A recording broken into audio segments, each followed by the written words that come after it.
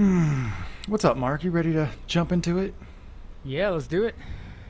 It's been a pretty eventful week for both of us. It's nice to get to keep our hands wet, but you've been doing it more than others lately. You got your whole tank switched over. Why don't you tell us about that?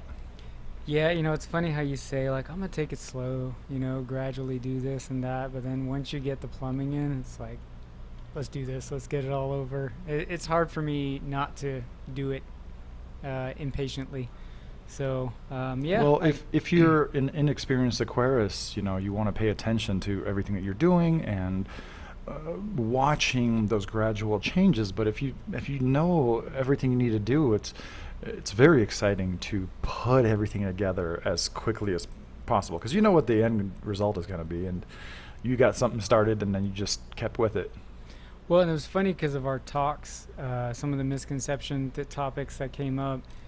um, you know, I mean, I didn't do anything particularly different than what I would normally do, but it's just as I was doing them, my brain was going back to those conversations. The one exception is, I did pretty much go full tap water and just run a block of carbon in the media reactor. When you're setting up a Um, new tank, like why would you wait a week for our water to fill up a tank that you're about to get really dirty? yeah, yeah, and there were no problems with that. Plus, I always get a little anxious when you start off super clean, and then especially if you're moving stuff over, you've got this existing cleanup crew, urchins and snails and stuff, and they're running around like there's no algae in there. So I did notice, I got a little more film on the glass quicker, and I just let that be. I was like, all right, so these guys don't starve and die, and then there's your nutrients, right?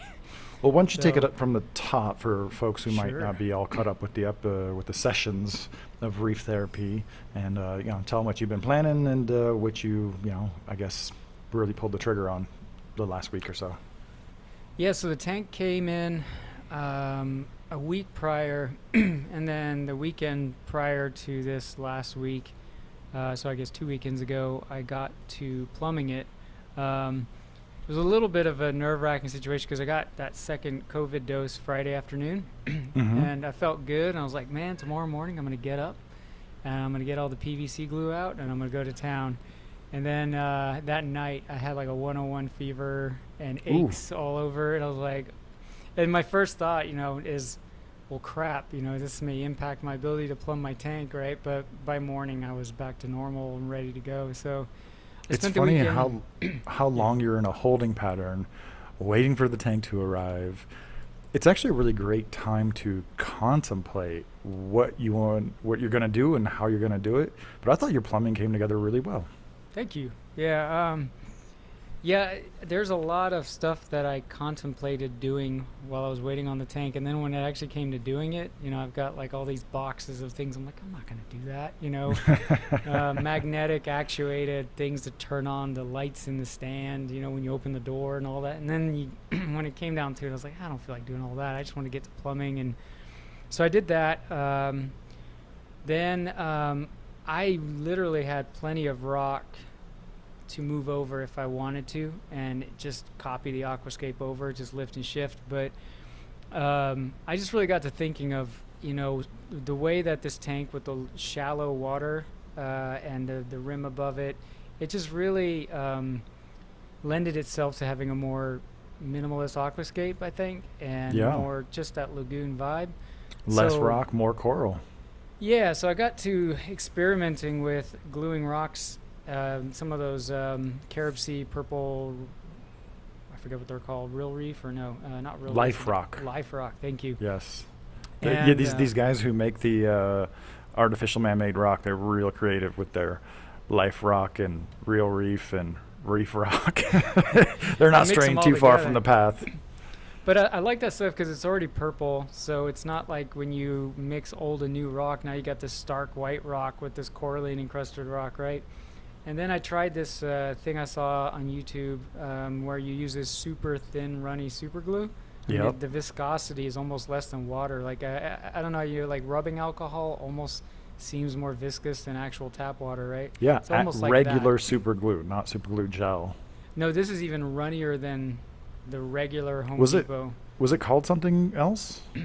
Well, it's just called thin, but I mean, I have some other versions of thin runny super glue, and this stuff is like, it's crazy, crazy thin. It's like it's almost cut with something. But so what I did is you put two rocks together and you dump a bunch of oolite sugar-sized sand in the crevice in between, and then you just squirt this super glue in, and the sand wicks it in, and it instantly sets.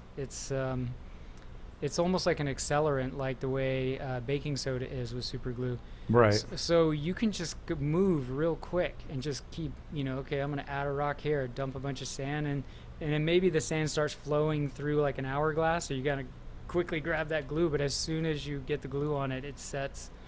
So I did that. So you built your structures dry Correct. before you put any water in the tank. Well, no, that was while it was filled with tap water, and I was running the tap water filter. And then I didn't throw the rocks in until I threw the salt in. Mhm. I'm just weird about sand and rock. I feel like you should add it after this salt is mixed up. Yeah. You don't want some pocket of salt or something where there's not a lot of flow. And Yeah, no, that's a good point. but yeah, then that was during the week, and then I think Thursday night I put in a tester coral. Nice little indicator. Yeah, the coral canary in colony. the coal mine, which I mixed the salt that morning and put the rock in that afternoon, and then that night I put a tester coral in. None of this like waiting 8 years to put life into a tank. And I woke up the next morning and that thing was polyped out, like, hey, I'm good. So then I just said, all right. And the plan was to move more corals over the weekend, but then you're just sitting there like, I'm going to go downstairs and grab another coral. I'm going to go downstairs and grab another coral.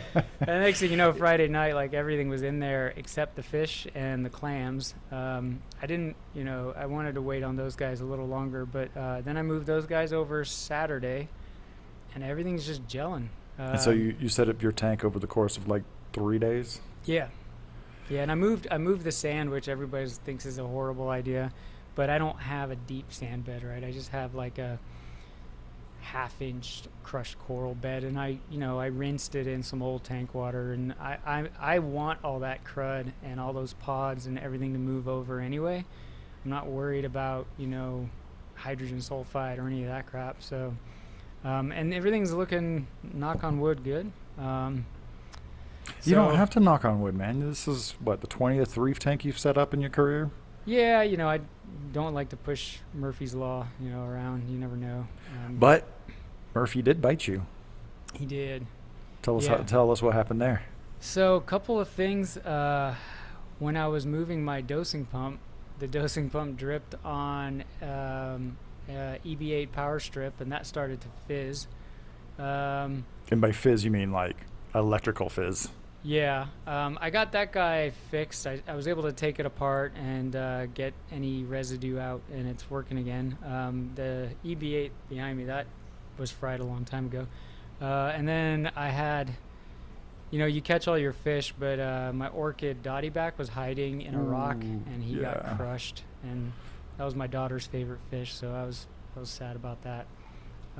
So those were the two pissers of the weekend. But anytime you ship, like 100 parcels of one particular good in the freighting business, is called breakage.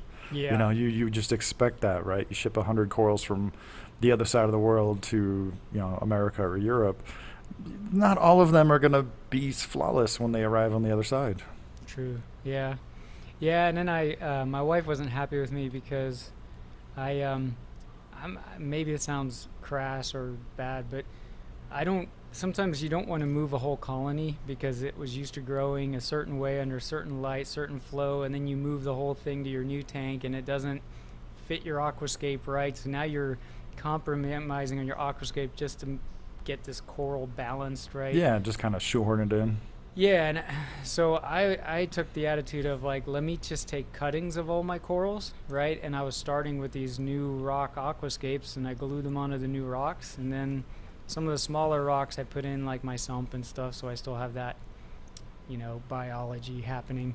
But then the rest of the rocks with the giant corals I just stuck in the backyard, and My wife's like, "You're killing the coral." I'm like, "Well, I kind of look at it like a plant, you know. Like I took a cutting of it, and it still lives on. But I wasn't I'm a gonna. little I'm a little cross with you because I told you I wanted some of that, fox flame, and you're just like, Yeah, yeah, I'm gonna grab a couple frags and throw away the rest.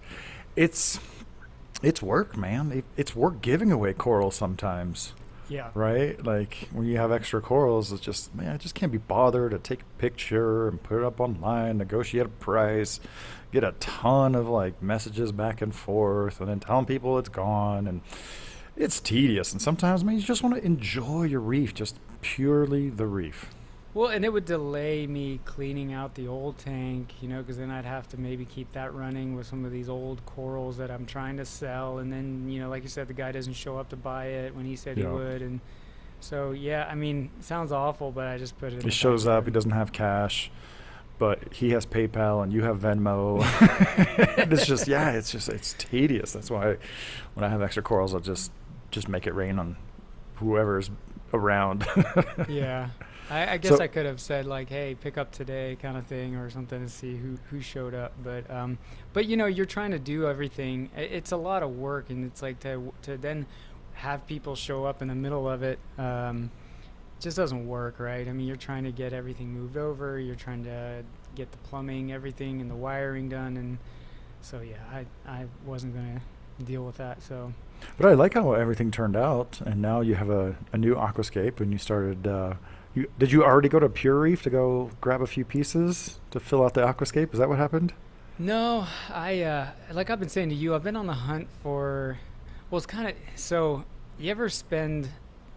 You ever end up spending like the money that you weren't planning on spending on your reef, and you just kind of feel sick to your stomach about it for a day or No, two? no. So I feel sick to my stomach about the things that I didn't get. yeah, that's true. That's a worse regret. No, so two kind of wish list things that I wanted to do with this tank. One is I just certain corals that I'm on the hunt for, but like I was telling you, maybe not in these chats, but in private, that I've just been on the hunt for a semi-affordable trachea, you know, open Yeah, brain coral. one with a lot of potential, but Mhm. reasonable price. Yeah, I mean, when you're getting into the $300 price range, I just can't justify that. Plus, I I think those corals are harder than people admit. So, Yeah.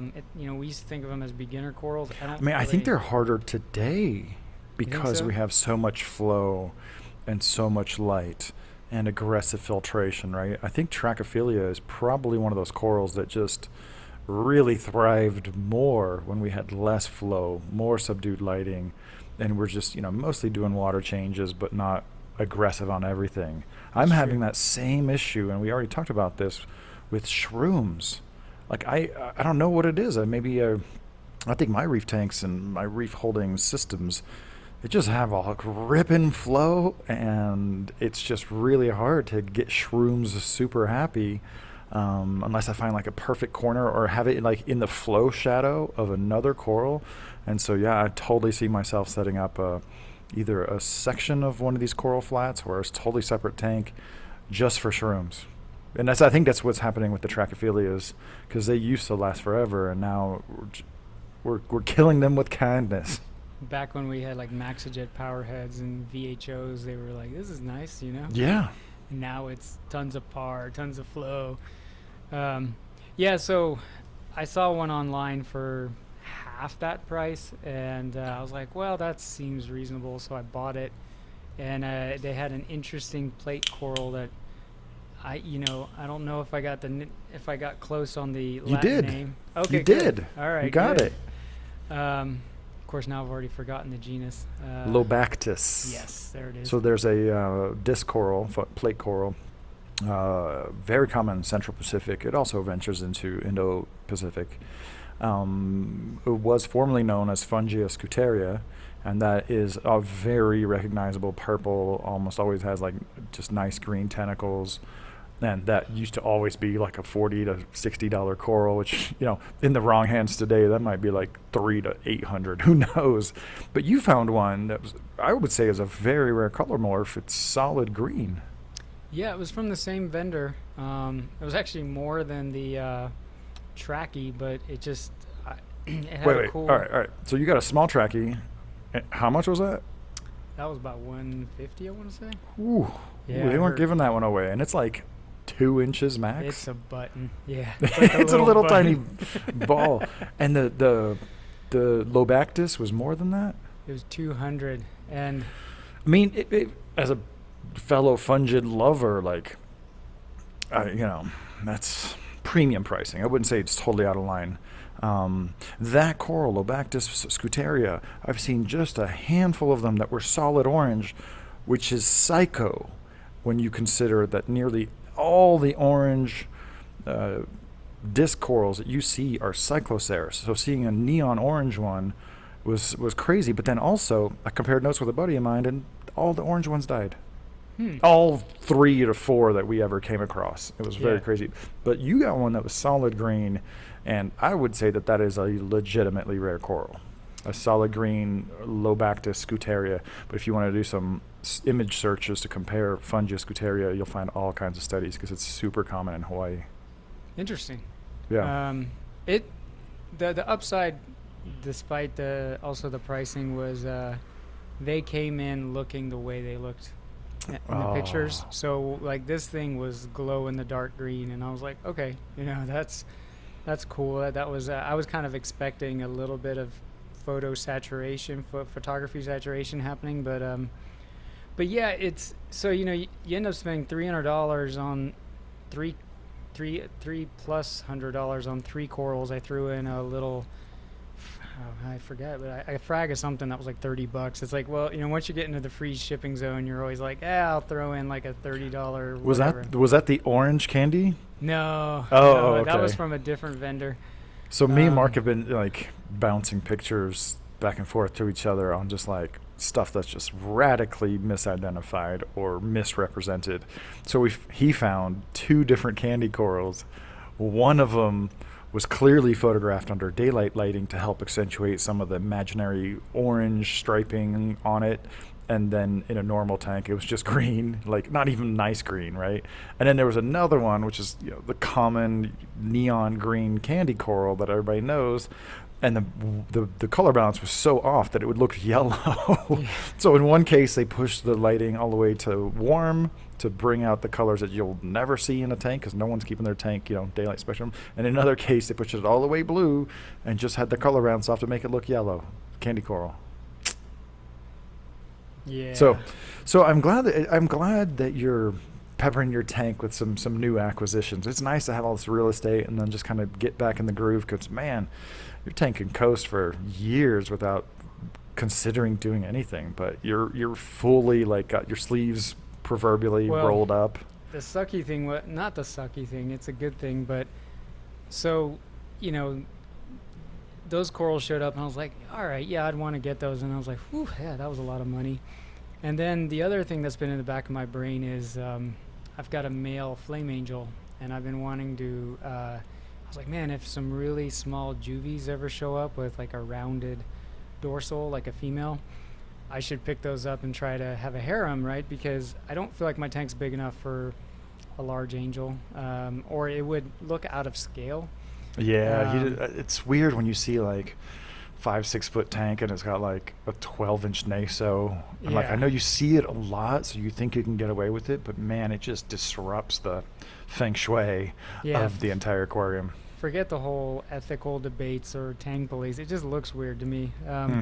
So I thought, well, if you're not gonna, if I love angels, so if I can't do that, maybe I'll just do a harem of smaller pygmy angels. So I thought a flame harem would be cool. But I was like, I'll do that down the road. And then Live Aquaria pops up like a bazillion little baby flame angels this week.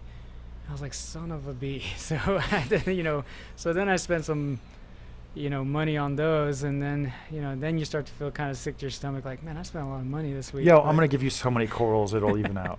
Yeah, well, and save some room, man. Save some room because I got your pink Nephthia, and I'd love to get you some of the Astro Leather. It's weird. Do you remember the Astro Leather that was described early last year? Dude, that coral is weird because it does not stay put. It moves around, right? Well, that like leathers will kind of crawl with their stalk, like move in a direction. These things take it to the next level, right? It's just like a little button, and it just totally moves downhill or with the flow, and it leaves little babies behind.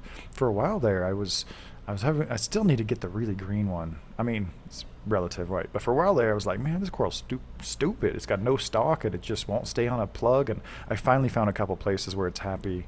I think getting my nutrients up, actually really getting my nutrients up, helped it out a lot. But it's funny because if you look at it top down, it looks very much like a sarcophyton. Really? It's not until you look closely and it's like, this thing has no stalk. It's just like it looks like a dinner roll. It just looks like a dinner roll with coral polyps popping out. It's very interesting. I wouldn't say it's beautiful or super desirable, but I got a couple pieces because, like I said, it just, as it walks along, it just leaves little daughter polyps or bits of tissue that turn into small colonies all over the place. So I could scrape some off the bottom of some of my bare bottom tanks. Yeah, hook it up. I would love that. And some pink Nepthia. I got you a pink Nepthia on lock. So save some room. Don't spend all your money in one place. No, I'm done. I'm Did you get your flames already? They come tomorrow. You gonna quarantine them? Yeah. Yes.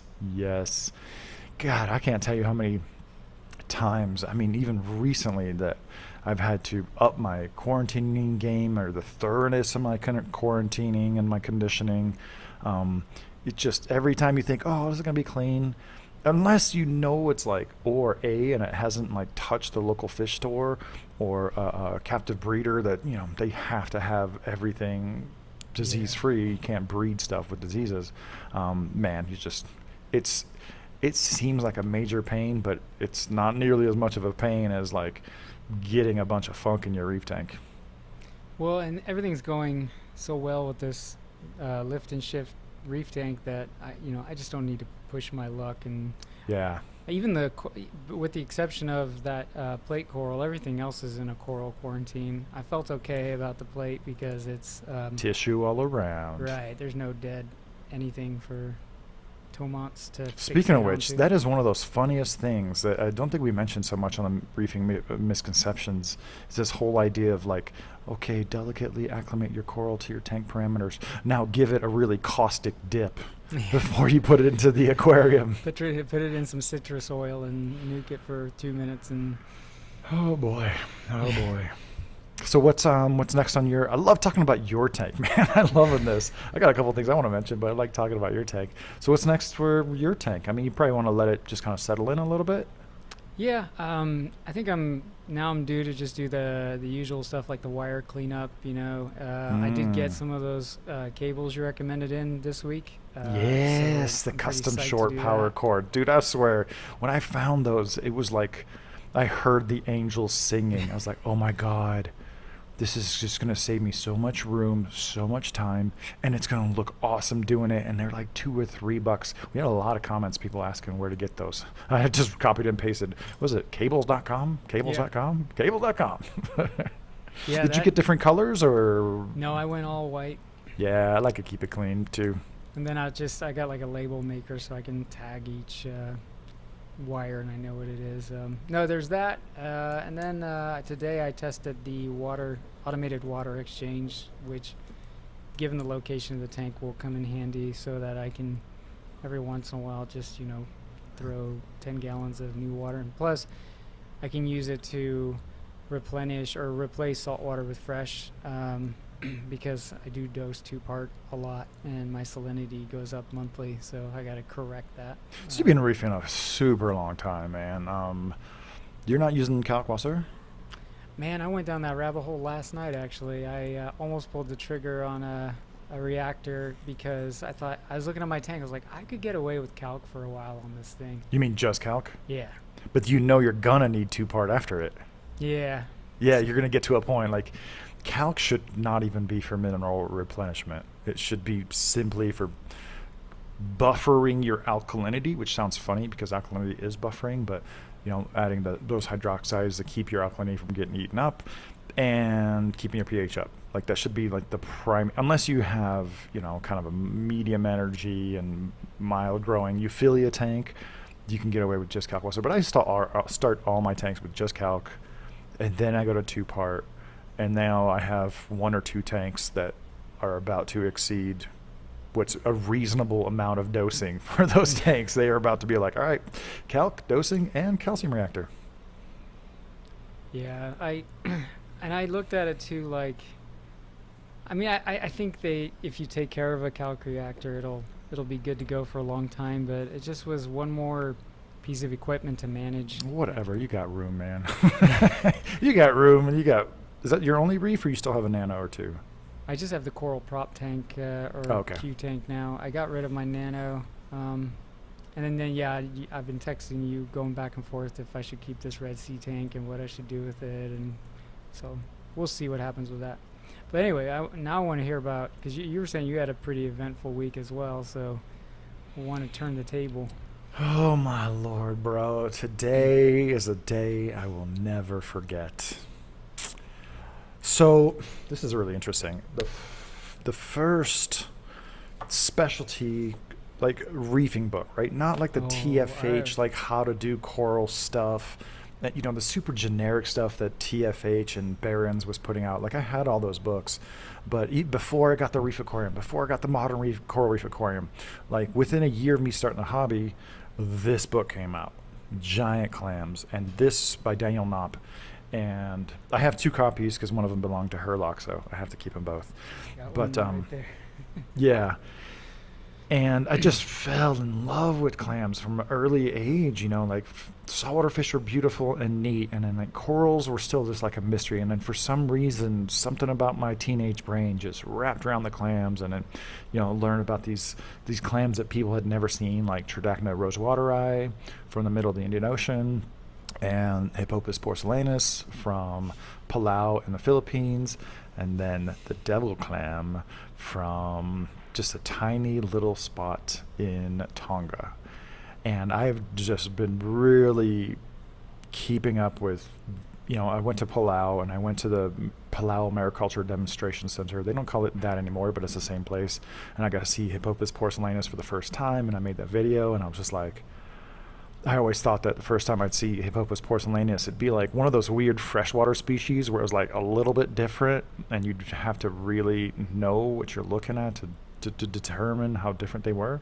But when I saw them, I was just like, oh my God, they look so different from arguably the most ugly clam, Hippopus. Like, I love and respect Hippopus clams, but they are a mantle only a mother could love.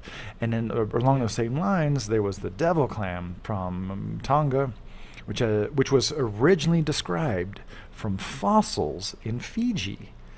So it was originally described as Tridacna embalavuana, and the live specimens were described as Tridacna tevaroa, because Tevaro is the Tongan name for devil, and that's what they call them over there, because at the time the only photographs of this clam just had this dark, like knobby, warty looking surface, and the only photographs that existed of it showed the clam pretty much like that, just really dark, and it opened up really weird. And in the last handful of years, just a very few specimens have entered the Reef Aquarium trade. I actually handled one at my time in LA and shipped to Chicago, and they actually had some beautiful, like, orange markings. Like, first of all, like, the devil clam would be like the last pick, right? Crochets are beautiful, squamosas are beautiful, maximas are like mind-blowing. And so I got to handle and learn a little bit about the devil clams, but just a couple days ago, I saw a devil clam was for sale, and I had to have it. It was. I talked to my buddy Ali down in SoCal, who had a couple, and him and I are 2 of the biggest clam junkies I know. And he was like, bro, even if it dies, you have to get this clam. Like, you will regret not getting this clam. And it's super nerve-wracking because no one's ever kept them, and the specimen was like 11 inches long because they're a deep water clam, right? So I didn't mention that earlier, but one of the reasons they're very poorly documented is they only occur in pretty, not pretty deep water, but like deeper than snorkeling, right? So historically, they've only been seen at about 20 to 30 meters, so 60 to 100 feet. And if you know anything about clams, like, they fall off at 50 feet, right? You'll see some squamosas at like 50 feet, and that's kind of the limit. And so these clams, we don't even know enough about them to know if they're actually endangered in the wild, which is probably not likely because they live deeper and they're less susceptible to being over-harvested in Tonga. They have since Like found... shore fishermen kind of thing. Right. I mean, like when you're in the Indo-Pacific, Papua New Guinea, Solomon Islands, Indonesia, like there's clams in walking depth, like all over the place. It's like a snack. It's like fast food. You can just grab one, throw it on the boat. It'll be alive out of water for hours, and then you can, eat it up a little bit later. And so we just know so little about these devil clams that when this one popped up, like I had to get it. It was very expensive. Makes your purchase look like peanuts, but thank you, Reef Builders. Put that on the account, and it came in today. And bro, I was so nervous because it came in 2 boxes. The second box was totally wrapped in plastic, and then when I got through the plastic, all the entire box was just like completely drenched and soaked. Oh no. And then when I started hacking into like, I don't know, 6 or 7 layers of bags, right? So there's one box, then a layer of bags, then another box, then a styrofoam box, then like 6 or 7 layers of bags. As I was cutting into the bags, there was like less and less and less water. Next thing I know, I'm staring at the face of an open clam, just wide open clam in like 1 liter of water. And I pop it in the tank, and it was just behaving completely different. I popped it in the tank because there was not enough water to acclimate it with. I was totally prepared to acclimate it, but there wasn't enough water in the last bag that I pulled out, and I was like a little bit nervous and frazzled. And unlike other clams, which totally close up, in shipping or in handling or whatever, these things are just like sprung open. It's really weird. They're kind of like sprung open, and they can close, but they don't want to. And man, I swear, for that first hour or two, I was like just staring it down, looking for signs of life, and it was kind of hard to tell because they don't extend their mantle past the shell, ever. So right? It looks like the way unhealthy, typical tridacnid would look, where it's the mantle's inside the shell and it's open, kind of thing. Yes, and even when it's open, the mantle never pulls in past the shell. This thing was pulled like 2 inches down from the shell, and I'm like, oh my freaking god, oh my god. I'm not trying to get like nervous or trying to get ahead of myself, and I'm just like, this is a risk you take, but I can actually see it from here, and it has like squirted a couple times, and now it's X-current siphon is fully open, like 1.5 inches, and like I swear, man, if I showed you all my clams, that'd be the last one to make an impression, except for its size. But what was really cool, is it's a deep water clam, and I've worked with some tropical houseplants, and certain plants like anthuriums are velvety. They have this velvety surface, and they have this like nano texture to help capture light from coming from every angle, because they live like under forest canopy and stuff, and so they have this special adaptation to capture light coming from everywhere. And I think that's what's going on with the devil clam also, because it's got like a really wordy, knobby surface, and I think it's just trying to texturize itself in order to capture light coming from as many directions as possible. So yeah, this is my like peppermint angelfish of clams moment. I never thought I'd have one. Years ago when I finally handled one, I never thought I'd see one alive. But now that I have one, I'm just like, oh god, I need a couple more. because if I had a couple more devil clams, especially a smaller one, I would do everything in my power to try to breed them. I know how hard that would be. I know how much salt water that would take. I know how much energy and attention that would take. But I think I would rather spawn the devil clam than corals. And it was really exciting, but also nerve-wracking, because there's zero information about this clam that I haven't written up from other people already. Yeah. So I talked to one guy in Southern California who's handled a couple, and when they died, he called in a sushi chef because they cost so much, and he ate them. Oh, wow. They sushi'd them and ate them. And I talked to one other guy, Isan Dashti of Triton in Germany, because he had one also, and I think, as far as I know, he was the only one that kept one for about 1.5 years to 2 years, and he gave me some really valuable advice. And so, it's just not like another clam. You know how much I love this clam? I have a pair of shells in my case down here. I paid $100 for the pair of shells, which is probably not enough in my book. And me and Ali are the only ones I'm like, yo, you got any devil clam shells lying around? But no. And yeah, so I'm just super excited about that. And that's my devil clam story so far. Given their lower light requirements, how are you keeping this thing? So I was worried that they might have like a really low tolerance for light, but I remember seeing the pictures in the Triton Reef display, and we're talking about 5-7 years ago. And in speaking with Isan, I remembered where he was in his tank, and it was getting about 300 to 400 par, right? So sorry, 300 to 400 micromoles per meter squared per second of par. And so it's not as low light, right? So like all the other clams, you can just freaking blast them with light. And in speaking with him, and I knew that what display it was in, it got a lot of light for a reef tank. No, for a reef animal, not for a reef tank. And so right now I have it in I almost never measure par, right? But this is one of those cases. I literally pulled out the par meter and I picked a spot. I was a little bit bluish, and about 220 par. And it's getting evenly lit up from both sides. And so, yeah, I thought that might be one of those things like, oh, maybe it's really picky about temperature and maybe it's really picky about lighting. And I don't think that's the case. That's good. Yeah. I could see you doing a whole dedicated system for it if it did, Yeah. Oh, yeah. Oh, yeah. Or even just a satellite aquarium. Like now some of the systems are so big, it's really easy to just put a tank next to it and just have it connected to that.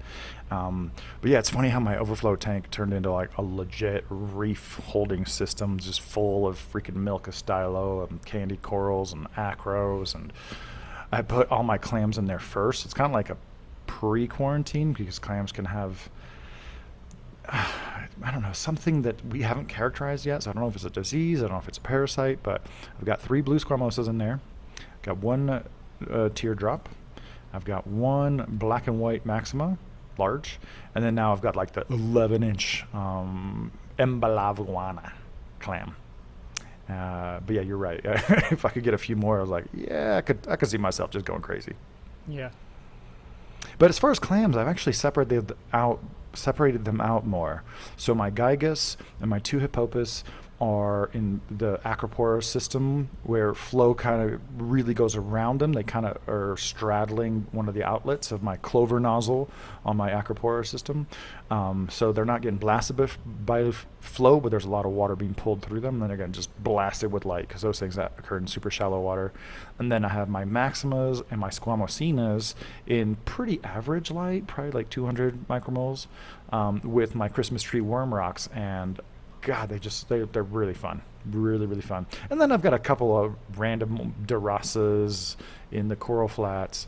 I've got a big blue squamosa in my Monty tank, and then I have this oddball Durasa that has like this extra flap of tissue on its mantle in another tank. I have clams almost everywhere, and I need more. So yeah, I think the only thing I don't have right now is crochets, but I'll be super cautious about adding any more clams now that I got the devil, and I won't do that for months. I'll let the devil on that one system quarantine condition and just isolate for months before they get added to the larger system, and then maybe once that happens, I'll get like a batch of Maximas. Yeah, that's on my wish list as well. I've got one of these rocks that I built has just a nice shallow center, and then it just has arms like tentacles coming out with corals on them, soft corals. And I was thinking, because the height of the tank, it lends itself to looking down into it like a lagoon, right? I thought, well, instead of putting a coral in the middle, because I've already got 2 sizable, well, they're small now, but they will grow to a sizable size, right? Squamosa, Durasa, but I could definitely see myself adding a nice Maxima on that rock, just kind of, and then let I just want to take a moment, engulf it, I want to take a moment to give a shout out to ORA. They have been supplying aquacultured Durasa, Squamosa, Maximas. I'm not sure if they do crochets, and then more recently the Gigas for like 15 years. Yeah. And these are cultured on site in the third you know, in the Marshall Islands where income is needed to add value to the reef, and they've done this day in, day out with just like no thanks. And no like real appreciation for what that means, because we can't really get wild giant clams from a lot of places. For most places, I mean, most of them are cultured.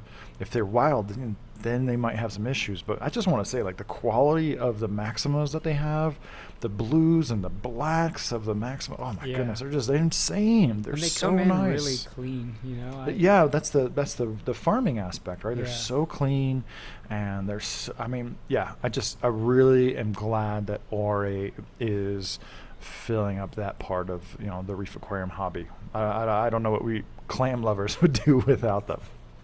Yeah, true.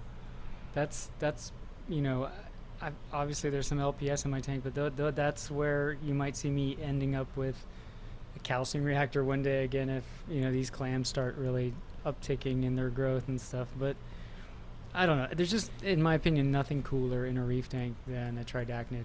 Mm-hmm. Well, anemones of certain species are pretty cool, but even then, I think a clam is just such a more dynamic organism compared to like a coral or something, you know. I think my reef aquarium experience is more closely tied to giant clams, because when I first started looking at the saltwater tanks, when I'd go to the fish store and I was looking at the cichlids at the time, and I just start like pondering whether to do a saltwater tank, they had all kinds of clams. You know, they had Red Sea clams and just electric crochets and all these just mind-blowing colors. And I think that's why you and I, you know, there was like it was the German reefers, right? They had so many freaking clams in their tanks. Like sometimes it'd be like a quarter of the area would be a handful of clams and a few big colonies, you know. And it's just nice to see that diversity of invertebrates all put together. Yeah, that's a good point. You don't see that too often anymore. Or not a community coral reef, but a mixed, you know, like biology reef, right? With the anemones and the clownfish and all the different corals and the clams and the feather dusters and the flame scallops, you know, just like a little bit more diversity of the actual reef, not just different kinds of coral. But you know, because that used to be so much more common, and now all I keep hearing is that mixed reefs are harder than SBS dedicated or LPS dedicated, or I would generally agree with that. I guess I just never really saw it that way. I don't know. Or I can see how catering to one specific type of coral is easier. But I mean, I don't necessarily think it's super hard. You know, I mean, you can keep Acropora with softies, and you can keep some, you know, I mean, as long as you kind of think about the flow and the lighting and realize it takes more consideration, which, you know, in essence would make it harder, right? Yeah, but I mean, isn't that what gardening is like, right? When you look at your yard, you're like, okay, that's kind of a shady spot, so I should look for shade tolerant plants. And okay, over here that gets a lot of high noon sun, so I'm gonna go to Home Depot and look at the full sun plants. Like, I don't know, I was thinking about that because I've seen that idea pop up in a few YouTube videos I've watched, and I'm sitting there looking over at my tank. I'm like, I don't think what I'm doing is all that hard. But you're not wrong, but you've also been doing for forever when there wasn't specialized reef tanks. It was just a reef tank, and then you just throw stuff in it and see what happens. So that's a little bit different. That, I guess I just kind of plop stuff in, like, ooh, I like that. But you know, a couple things. I had personally forgotten how I used to, the first calcium reactor I ever ran, no pH probe. And I had been apprehensive about doing a calcium reactor again until there was like the super high-tech Deltec version, which is actually kind of simple if you think about it. And I think I'm going to be able to distill some of the functions without all the degassing chambers. Yeah. But I had personally forgotten how we used to run calcium reactors without a pH probe. You just measure the pH on the effluent, and setting up this CChem calcium reactor without a pH probe, just occasionally monitoring, you know, the pH coming out, like literally occasionally. Oh my God, I think I'm falling in love with calcium reactors again. I actually hit up CChem today to see if they were going to come out with a larger version of the calcium reactor, just because it's just dead simple. And if I have multiple skimmers and multiple reactors, like as a power user, the modularity between the skimmers and the calcium reactors is like really working for me. I realize that the use case scenario is very different for an individual who has one tank, who needs one protein skimmer or one calcium reactor. But yeah, I'm like, so one of the challenges that I'm having right now is a good problem. I am struggling to keep my alkalinity up and to keep my pH up, because if I get my pH up, the corals grow faster and they suck down the alkalinity. Goes down, Yeah, and it's just like, it's a really good problem to have, but only very recently am I having to actually dose trace elements. Because, I mean, I must have 100 pounds, at least 100 pounds of living coral in 600 gallons of water. And at that density, water changes just aren't enough, you know? And so, yeah, the newer challenge now is like, holy crap. It's like driving a race car. I've always likened it to this. The higher you get that pH, the harder it is to steer, right? You need so much more control, and every tiny little thing, it results in huge changes. And I would not advise most aquarists to aim for any higher than like 8.2, 8.3. Just don't do it. Like, it's just going to take a little bit more time. Now, if you're professional and you're really aquaculturing and you want to grow corals at breakneck speeds, you know, you want to turn one frag into 100 in like 6 months, yeah, sure, go down that road. But it doesn't make for like more casual reef keeping. You know what I mean? And it's harder to provide all, you know, the cornucopia of different trace elements that we don't really even put a name on when we're doing that. But yeah, I'm going all the way. You know, I've already got the distributed freshwater delivery system for calc reactors in nearly every tank, and now I'm doing kind of the same thing for air. So 3 of my protein skimmers pull in from a window, but now I'm putting in like a central nervous system of fresh air that's going to be able to like drop down and feed every tank. And when I'm done, you won't even see it. Have you looked into like an HRV? Like, I don't think they're that expensive. I mean, it's just they're not. I just don't wanna. Because you got I just that don't nice dry Colorado air flowing around outside, so you could even not only use it for, you know, better CO2 O2 balance, but also get some of that humidity out, right? Because the air you're exchanging with is super dry. And one of the other things that I'm noticing too, which is why I've kind of gravitated for certain applications towards the reduced ecology reef aquarium, what I call my coral aquarium, is that a long enough timeline, man, that buildup of coralline competes with all your corals for traces and minerals. And all that algae and any little bit of detritus, that's going to breathe. It's breathing all the time, but at night it's not photosynthesizing. So one of the things I can do, and I try to do it like twice a year, I'm still like a month or 2 out from that. And it's like I do like a hard or soft reset of certain systems. So I've already done 4 of the 4 display tanks, the mangrove tank, the 4-foot used to be soft coral tank, the 3-foot euphyllia tank, and the 2-foot LPS tank. But now the coral flats that have huge surface area, it's like time, you know, what I do is like I just kind of shove all the corals on one side, scrape down the entire bottom, suck all that out, move the corals back to the other side, scrape that down, suck it all out, and then kind of put the corals back where they need to go. It's actually, you know, it's a good amount of work, but it's the kind of work I love, you know, because I get to handle my corals and I get to reconsider their placements in the aquarium. And, but man, when I do that, that's when I can really get my pH up, and my alkalinity is a lot easier to do. I promise you, I guarantee you, in the future, coral farmers will go to great lengths to exclude coralline from their systems and everything like it, right? Because it's just, when you grow up, you know, to be profitable, you want to grow things at high density, and just in the future, people will realize like it does not make sense. That's why I don't dose iodine. When I dose iodine, like coralline really explodes. It's not the limiting factor for everyone, but for me, it's the limiting factor of coralline growth. That's a really good point you bring up. Is that, you know, when you let the surfaces of your tank get overgrown with coralline algae, when you let the biodiversity go up,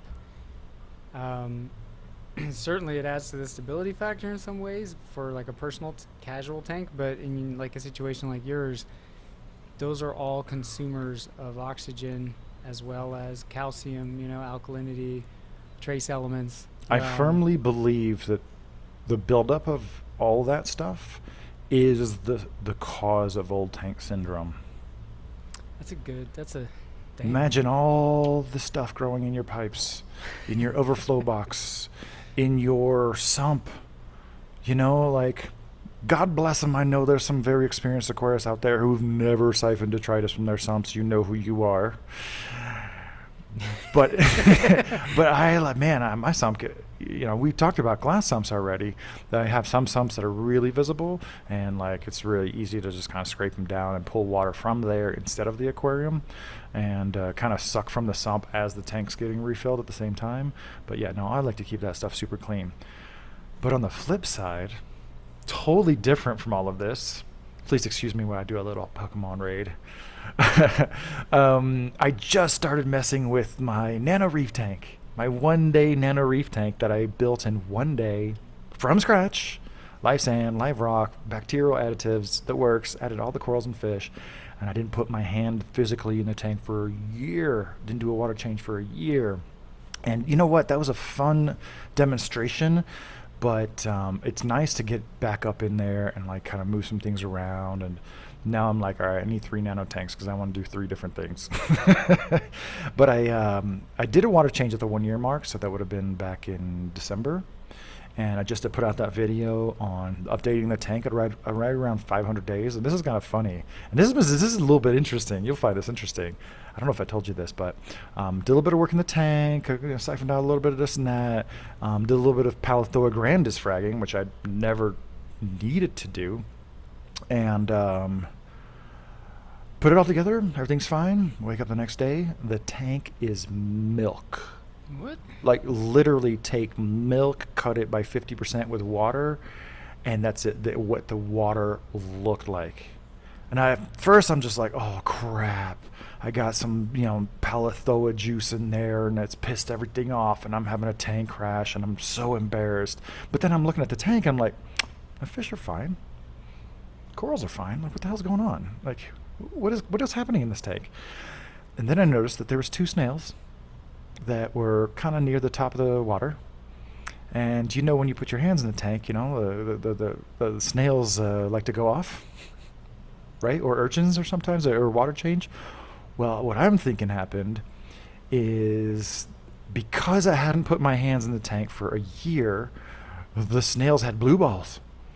And they just went and went and went and went. And I'm telling you, none of the corals were irritated. The water looked like milk. None of the corals were irritated.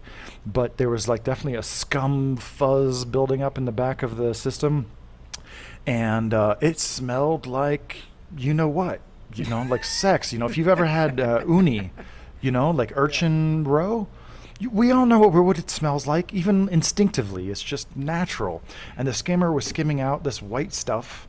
It just looked like the snails went off all night. And we're talking about sperm, y'all. That's what we're talking about.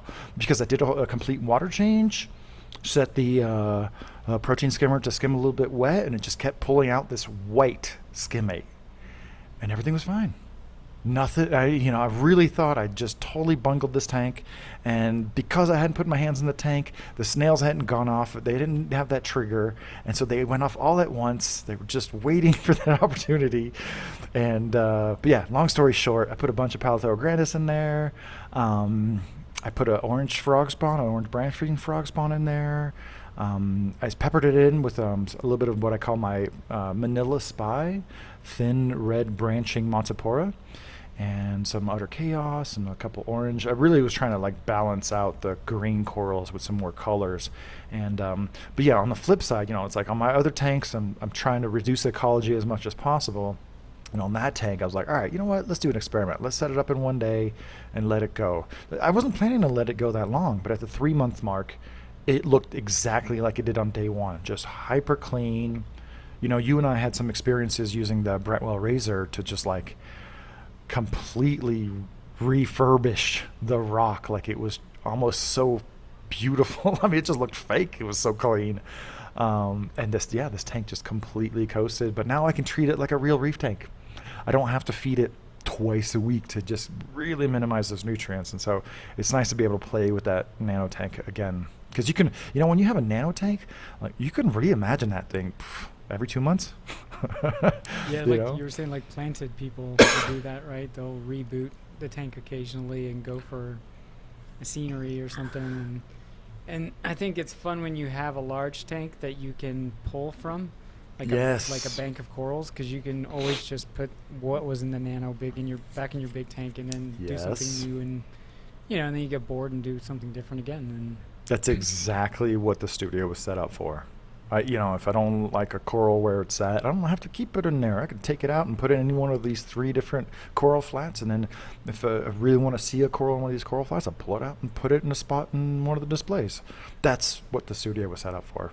Yeah, I couldn't stop thinking about something you told me earlier about the fact that you can take a coral and put it in several different systems that have different lighting, different flow, and just over time observe that coral in multiple environments, right? Like those of us that are at home with 1 or 2 tanks, we don't have that liberty, right? So that to me, I spent better part of the evening just thinking about that, and just how much more observational quality you get in your environment versus like mine, right? The example that we were discussing is branching Cyphastria decadia. I have it in one tank where it's getting tons of flow, not a ton of light, but a ton of flow. It's almost like going with the flow, like growing in that direction, but it's also growing super dense, and it's not crazy colorful until the light gets like to really deep blue spectrum. But then I have it in another tank where it's like practically growing under like a big bush of anacropora, and it is phenomenal. Like the coralites are widely spaced, they're super red, the branches are like really delicate, not really delicate but tapering, and it's the same exact coral. And I'm like, yeah, that's why I'm doing this. That's why the studio is for. Just have this gradient of ecosystems and condition and light ranges, and it's really, that part is super fun, because like for example, like there's 2 corals that I try to put in every tank. Is Australian gold torch. I got a big colony at Reef Stock, Australia, 2019. And it had 15 polyps or something, and I've just cut it up. I've given away some few pieces. I'll hook you up if you want. And it's that one. It's weird. It likes certain kinds of bright light. It loves bright blue light, but in bright white light, it's like it just kind of fades. And it really likes middle of the road flow. Because in high flow, which a lot of my tanks are, it's just flapping in the breeze, and it's just really fun to experiment with that. But another excellent example is the Starmint candy coral. You still have it? Mm-hmm. Yeah. So I have it in super low light and super high light and high flow and all these things, and it grows faster under high light, but then the coralites are really close together, and it's like lighter brown, a little bit lighter colored. But under low light, the polyps get really big and super puffy and like super dark to contrast with the green mouth and the green stripes. And it's just really fun to to just see that gradient of morphologies in the same coral in the same water, right? Yeah, that's such a tolerant coral that whenever there's like a shady spot, like maybe the rock overhangs, and you've got not so much of the spread of like T5s with LEDs, right? So you end up with even more harsher shadows than say like a T5 or something like along those lines. So that's one of those corals I can always use and just kind of wedge into one of those situations. Yup. And it's fine, and it grows. Yeah. And then every once in a while I'll bump into it and it cracks into pieces, and then I throw some out and I just plant like the best looking remainder.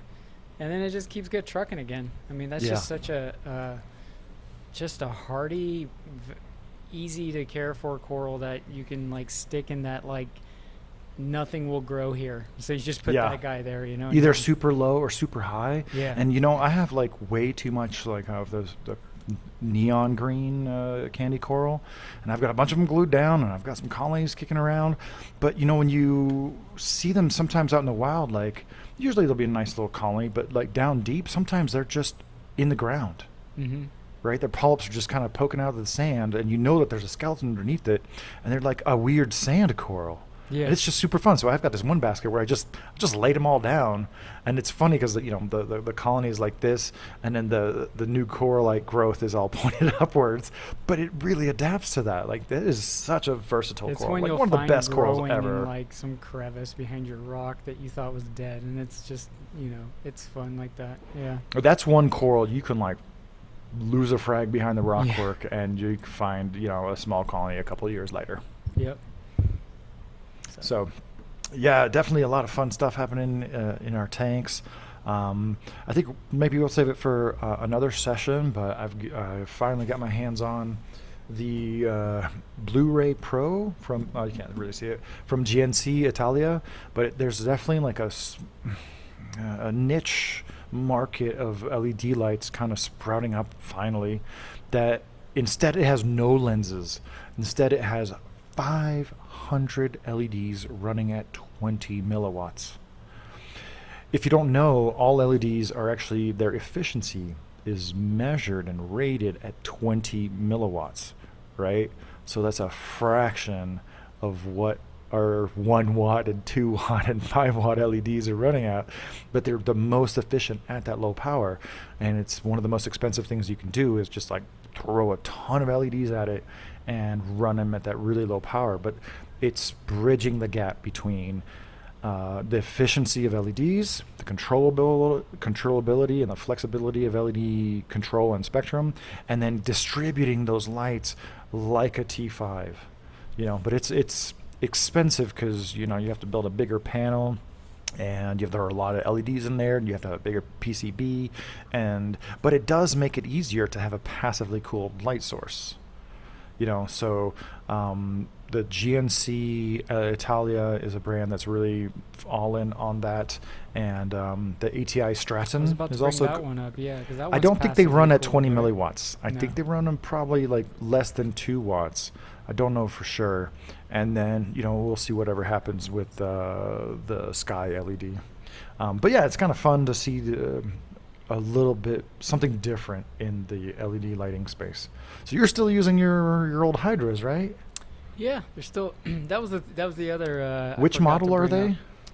The 52 and 26 HDs. So the Do you first know that gen there's a where you can guy? up the. Sorry, what? Do you know there's a guy making custom pucks for those? Oh, really? Yeah. Can you do warm white for me? He's already got it fleshed out, but you can take Okay. those exact pucks, and it won't add as many LEDs as the 32 and 64, but they're a little bit definitely bluer, right? I know Ecotech and AI have usually tried to have a do-it-all aquarium light, except for their freshwater selections, and then now more recently with the Radeon Gen 5 Blue. So the new pucks just kind of push a lot of that spectrum to the blue. And yeah, you and me both, man. Warm white is where it's at. I almost am so upset when people use cool white. I'm like, everything's so blue. We need the warm white to balance it out. And then you wouldn't need the reds. You might get some of that purple color that not everybody freaking loves. But I don't know exactly, but I'll look into it. But they're not for the 32 and 64. They're for the 26 and 52. Yeah, 52. So many numbers kicking around. But yeah, that'd be an interesting way to get more life. But I like that they're third party, right? So, like someone else is taking upon themselves to kind of develop to keep more life into these, expensive, valuable, still perfectly fine heat sinks, drivers, and power supplies. Yeah, I've been surprised at the longevity of them in a good way. I think, I remember seeing people with the original AIs years later still running them. Do some people still are? Yeah, and that's It's amazing, crazy. right? Yeah.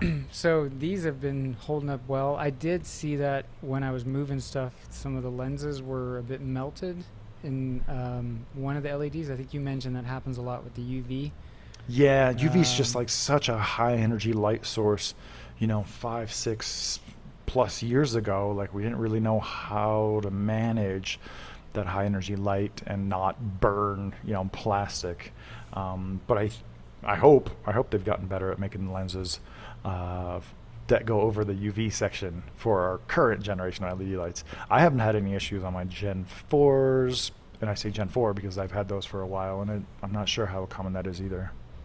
Yeah, I mean, they work great still, and it didn't seem to cause any issues, so I'm still running them. My corals, you know, I've had good luck growing. I mean, that Jason Fox flame grew from Oh God, I can't believe you didn't serve me a piece. But it grew into a big, nice Dude, that was like the biggest piece I've ever seen.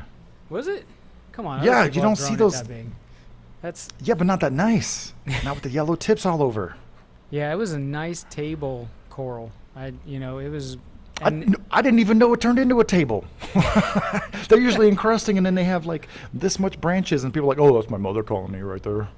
Now you're making me feel bad that I put it in my backyard. You should. I hope you should have taken a few photographs and nice snapshots of like documenting how beautiful that coral becomes at full size. I got some pictures of it from up top, to show the tabling formation. But, for somebody that was early on a real big skeptic of LEDs, that just, the fact that I'm running a several generation old light and it grew that coral into a beautiful table colony, that sealed the deal for me. I mean, I know that ship has already sailed for a lot of people, and a lot of people have confidence, and there's coral farmers growing LEDs, but just seeing it with your own eyes is always good. The other hiccup I noticed was my DDR. I think is the acronym for it, the dosing container, the optical sensor. Oh yes, what was it? Yeah, NFT? whatever. We know what we're talking about. Well, the optical sensors stopped doing anything a long time ago, and I probably should have been smart at that point and figured out how to remove them. But like the cabling is like glued behind like acrylic, and it just looked complicated. But when I was moving it, I noticed that there was rust coming out of the wire. I was like, oh, well, it looks like I've been dosing some metallic trace elements. That's never good. Yeah, but so I did manage to remove those. I just went in there with like a screwdriver, and I was able to pop the acrylic off and get the wires out. So now, I don't have to worry about that anymore. Nice. It's just a reminder that check your gear, check everything out. Yes, I think that'll be a great point to end on. I think probably one of the biggest dangers that we have in the reef aquarium hobby is assuming that everything's okay. Yep. Right. Somebody recently. Oh, I think I was just watching some random YouTuber who had, a pump on something that, had ruptured, and it was just casually leaching copper into his tank because the copper wires. And it's crazy that these pumps can still work, not shock you, and it's just slowly leaching copper into his system and poisoning his corals, and it's frustrating. It doesn't kill them, it just poisons them, and you can't put your finger on. It's not like one day, oh, things are totally off. It's a very gradual thing. Was that the guy? He's got like a 300-gallon tank on YouTube. I think I saw the same video. Reef Man, maybe. Yeah. He's got like poor a nice guy. Oh blue my God. spotted angel in his tank, and I think does he have a blue spot like Ketodonopus Carulio punctatus? Yeah. No, what's that? I know. I was like, oh, that's cool. But yeah, I felt bad for him watching that video. It was like a C-shape pump that he was using to feed some media reactor or something. But yeah. So I guess the point I was getting at is like once a year I take everything apart. There's not one corner of the studio that I don't like dig into and take completely apart at least once a year. Towards the end of the year, literally between Christmas and New Year, I make a point to just acid wash every single one of my pumps, to take them completely apart, especially if they're running fine. I want to keep them running that way, and that prevents those kind of issues, right? Yeah. It's the wear and tear and the lime and the biofilm and little bits of sand that dude, our aquarium equipment is so durable. I would put most of the blame on the users never cleaning their equipment. Man, I did a talk at MACNA when that was a thing, and it was on aquarium maintenance and just like preventing problems. And I started out the talk by having, how long's it been since you've cleaned something? And then how long's it been since you cleaned? Dude, almost nobody cleaned anything ever. They're like, oh, you're supposed to clean your pumps? Supposed to clean your protein. I'm not trying to harp on them, but yeah, I think that's a great point to end on, is like clean everything, take it all apart Well, at and least once a year. That'll keep it running just fine. you've got so much of that to manage, right? People like me with one tank, I've got no excuse, right? You got no excuse. And what I've been doing is, we all have our smartphones now. It's a psychological thing with me. Whereas now, if I just put a reminder, so I just use the reminders app, and I just say, hey, remind me once a month to change my carbon. Remind me once a month to check my salinity because I do a dose 2-part. And what happened with this tank move and seeing that optical sensor rusting out. So I was like, I'm just gonna put all these crazy reminders. But for some reason, if I just stick it in my phone and it nags me to do something on a Saturday, I'm gonna do it. It's like, oh, it's like official, like, oh, I got something what are you doing this weekend? Oh, I got to change out my carbon, like I actually do it. It's a psychological thing where I don't know, I just officiate it through a reminders app. But so I'm just gonna start doing that because I think you're absolutely right. I always used holidays, right? Yeah. Like, so towards the end of the year, I want to go into the new year with everything being super fresh. And then like Sunday is my day to not feed, but to just kind of maybe like top off the dosing containers and make sure they're full, because your dosing pump's going to be running perfectly. But if there's nothing in the dosing container, that's not going to work. And, around holidays, I think to myself, all right, how long has it been since I cleaned this? How long has it been since I cleaned that? Like right now I have my Ultra Reef Acular protein skimmer, and it's just not skimming like it did for the first 3 months. I keep having to turn the gate valve, shut it to keep raising the water level. I'm like, I know this protein skimmer needs a good deep clean. It's so satisfying when you do it. It's so satisfying when you do it, and you have to open up the gate valve so much because it's like, it's just a machine of like froth. It's insane. You'll laugh because I would stick a paper clip into the venturi hole for the needle wheel skimmer every once in a while. That's hyper normal. I have a paper clip pre-bent in a specific place specifically for that application. But so I've been griping for a year about, man, they really should have made the opening to this much larger. This is ridiculous that this hole is so small. And I've been saying that on my brain for a year. And I'm running a much smaller skimmer that I had sitting in the storage. The Bubble Magoose? Yeah. Cone S? I'm using a Curve 5 on my new tank, which is tiny, right? But I'm trying to... I don't want to overskim at the moment. And I just figured, that way I can clean the other one up. So I was sitting there looking at it, and I'm like, hold on a second. And then I went in there with like a much larger utensil. Right. Dude, the hole is like 1/4 of an inch, but I've been like managing this tiny pinhole with a paper clip, thinking that's because it's white plastic and the calcium carbonate buildup is the same color. I feel like an idiot. Like it was like a much larger hole. It's crazy when you finally get around to doing these things. Yeah. But one thing you can do before like completely disassembling your skimmer is like literally a couple weeks ago, I pulled off every aspirator valve, eventually going into the protein skimmer. I pulled them all off. Put them in a container, boil some water, put it in there, let it sit for, 10, 20 minutes, put them all back. Because when you poke a hole, you barely get enough air back into it. And when you actually look inside that aspirator valve, there's supposed to be like a ring of negative space where the air can flow around to be pulled in. And you can poke a hole in and like there'll be an air path, but all around it, it's still like this salty, crusty buildup. Deep cleanings will get you a lot farther. A lot farther.